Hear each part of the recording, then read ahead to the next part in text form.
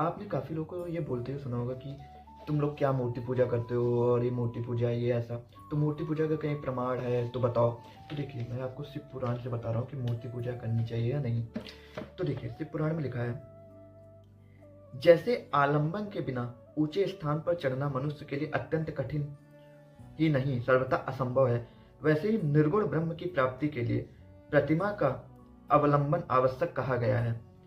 सगुणों से ही निर्गुण की प्राप्ति होती है, ऐसा निश्चित है। इस प्रकार सभी देवताओं की प्रतिमाएं उन देवों में विश्वास उत्पन्न करने के लिए होती हैं।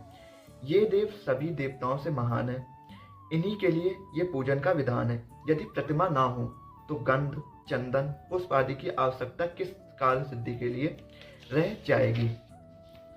प्रतिमा का पूजन तब तक करते रहना चाहिए जब तक विज्ञान, परम ब्रह्म परमेश्वर का ज्ञान प्राप्त नहीं हो जाता। बिना ज्ञान प्राप्त किए ही जो प्रतिमा का पूजन छोड़ देता है उसका निश्चित ही पतन होता है। हे ब्राह्मणों, इस कारण आप लोग परमार्थ रूप से सुने। अपनी जाति के अनुसार शास्त्रों में जो कर्म बताया गया उसे प्रयत्न पूर्वक करना चाहिए।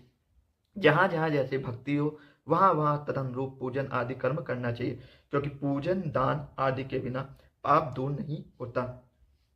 तो ये बताया गया कि मूर्ति पूजा आप तो कब तक करनी है और क्यों करनी है, क्योंकि मूर्ति पूजा के बिना जब आपको उस परम ब्रह्म का ज्ञान ही नहीं होगा, आप मूर्ति पूजा छोड़ेंगे तो उसका कोई मतलब ही नहीं है। तो आप मूर्ति पूजा करिए जब तक आप उस परम ब्रह्म निर्विकार तत्व में ज्ञान ना पहुंच पाए, तब तक आपको मूर्ति पूजा करनी है। तो ये शिव पुराण में लिखा है। ये आपका लिखा है